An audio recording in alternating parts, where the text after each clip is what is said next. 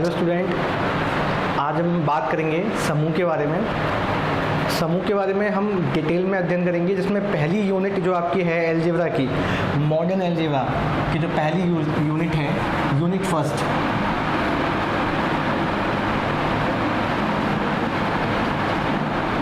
Modern algebra की पहली unit है यूनिट फर्स्ट, जिसका नाम है ग्रुप थ्योरी। ठीक है, समूह क्या कहते हैं हिंदी में, से समूह कहते हैं। ठीक है, हम इस पूरे पैकेज में आपको बताएंगे कि जितनी भी यूनिट्स हैं आपकी, पहली यूनिट हो गई, दूसरी यूनिट, जितनी भी 5 हैं कुल मिला के, उन सभी में जो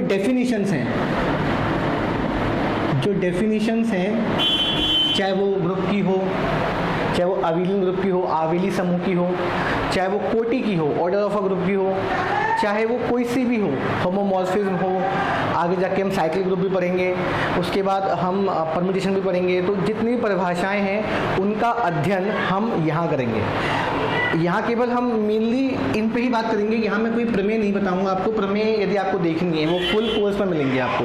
इस वाले कोर्स में आपको केवल यही मिलेगा, डेफिनेशंस मिलेंगी, क्योंकि आपको पता है कोई प्रमेय जब होती है उस प्रमेय को समझने के लिए हमें डेफिनेशन आनी चाहिए। यदि ये नहीं आती तो हम कोई प्रमेय समझ नहीं पाएंगे। ठीक है ना, तो डेफिनेशंस और उनके एग्जाम्पल्स, और जो प्रमेय आती हैं आपके एग्जाम्स में उनको ही हम यहाँ डिस्कस करेंगे।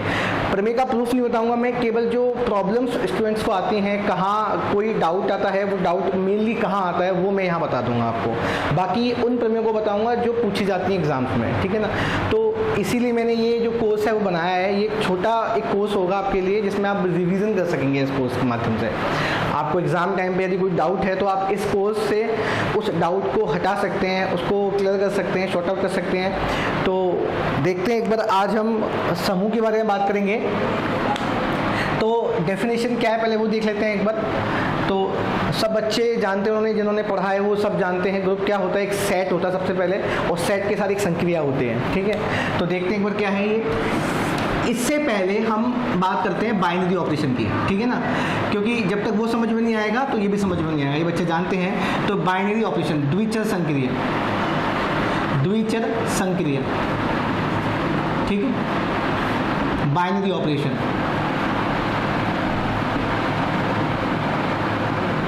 अब ये चीज़ क्या है देख लेते हैं एक बार।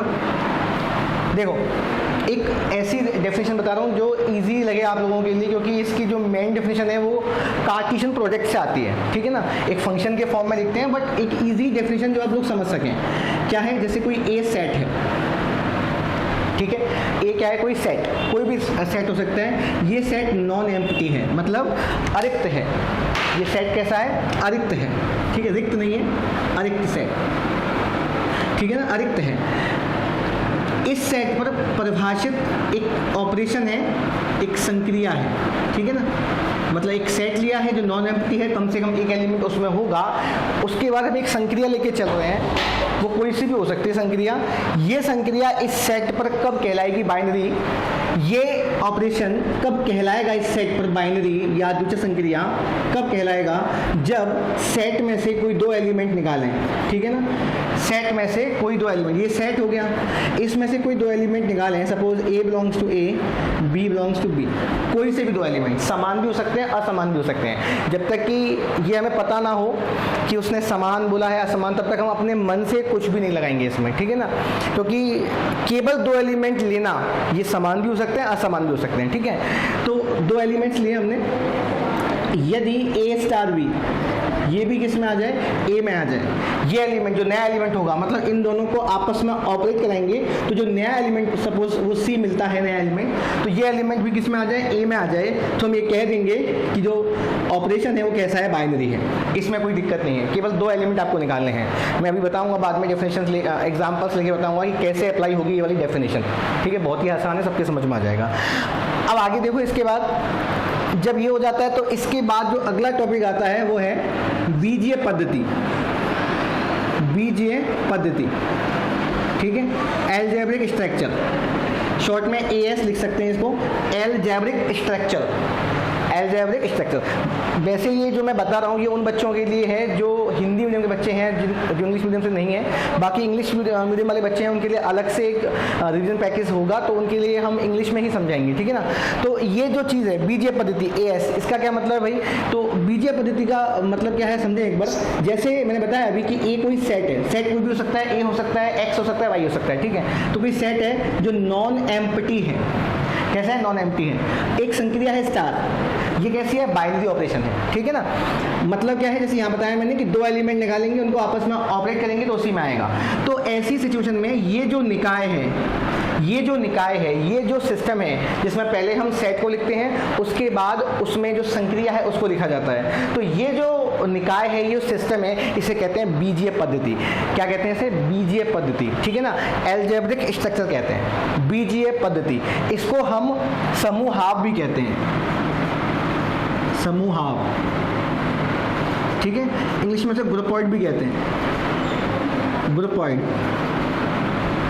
ठीक है। समूहाव या ग्रुपॉइड भी कहा जाता है। वैसे आपको ये AS से देखने को मिलेगा किसी भी बुक में, एल्जेब्रिक स्ट्रक्चर, ठीक है ना, एल्जेब्रिक स्ट्रक्चर, ठीक है, एल्जेब्रिक स्ट्रक्चर। तो क्या सबके समझ में आ गया क्या है कि सेट लेना है, दो एलिमेंट लेने हैं, उनको ऑपरेट कराएंगे, उसी में आ गया, बाइनरी ऑपरेशन हो गया। और इसके बाद यदि हम एक सेट और उस संक्रिया को साथ में लिख के यदि ऐसा लिख लें, एक निकाय के फॉर्म, एक सिस्टम में बनाने से पहले समुच्चय लिखा हुआ है, उसके बाद संक्रिया लिखी गई है जो बाइनरी है, उस पर परिभाषित द्वितीय संक्रिया है, तो ये क्या कहलाएगी? बीजीय पद्धति कहलाएगी, ठीक है। कुछ बेसिक एग्जाम्पल अपन लेके चलते हैं, कौन कौन सी बीजीय पद्धति बनाते हैं, कौन कौन नहीं बनाएगा। देखें एक बार, n plus n into n minus n भाग, ठीक है। w plus w minus w into w भाग, ठीक है। उसके बाद z plus z minus z into z भाग। उसके बाद r plus r minus r into r भाग, ठीक है। तो ये कुछ सेट्स हैं, इनफाइनाइट सेट्स हैं, उनको लेके हम एक बीजीय पद्धति बनाने का प्रयास कर रहे हैं और ये देखेंगे कौन कौन बीजीय पद्धति है, कौन कौन नहीं है, ठीक है। तो n प्लस ये बीजीय पद्धति है क्या? इसको चेक करने के लिए हमें केवल संक्रिया पे ध्यान देना है। किस पे ध्यान देना है? संक्रिया पे ध्यान देना है, ठीक है। n प्लस, ठीक है ना। तो संक्रिया क्या है? प्लस है। अब प्लस संक्रिया के लिए देखना है क्या ये जो प्रॉपर्टी है वो फॉलो होती है नहीं होती है। कौन सी? मैंने आपको बताया बीजीय पद्धति तब बनेगा, कब बनेगा बीजीय पद्धति? जब एक सेट हो, सेट कैसा हो? Non empty. तो n नॉन एम्प्टी है, जी हाँ, n क्या है? Non empty. n मतलब set of natural number, 1 2 3 4 5 counting number जो होते हैं। प्लस संक्रिया के लिए बताना है क्या ये प्लस संक्रिया के लिए, प्लस ऑपरेशन के लिए क्या बीजीय पद्धति बनाएगा या नहीं बनाएगा। तो n में से दो अवयव निकालेंगे अपन, क्योंकि हमें पता है बीजीय पद्धति बनाने के लिए संक्रिया को क्या होना चाहिए? बाइनरी, ठीक है ना। तो कब होगा वो बाइनरी, कब होगा वो द्वितीय संक्रिया? जब n में दो अवयव लेंगे। हम ये जानते हैं कि n के कोई से भी दो अवयव ले लो, उन दोनों एलिमेंट्स को यदि ऐड करेंगे तो n में ही आएगा। इसका मतलब n प्लस क्या है? बीजीय पद्धति है, ठीक है, समझ में आ गया। तो ऐसे चेक करना है आपको, दो एलिमेंट लेने हैं, ठीक है ना। वो समझ में आ जाएगा आपको कि एलिमेंट सेट के कैसे हैं। तो क्या प्रत्येक दो एलिमेंट, प्रत्येक एक युग्म के लिए क्या ऐसा हो पाएगा कि वो एलिमेंट वापस से उसी सेट में आएगा? देखो जैसे कि n इंटू, तो अभी जानते हैं दो नेचुरल नंबर का यदि प्रोडक्ट करेंगे तो वापस से क्या आएगा? नेचुरल नंबर ही आएगा। दो प्राकृतिक संख्याओं का प्रोडक्ट मतलब उनका गुणनफल क्या आता है? वापस से प्राकृतिक संख्या आती है, ठीक है। तो वो भी n में आएगा।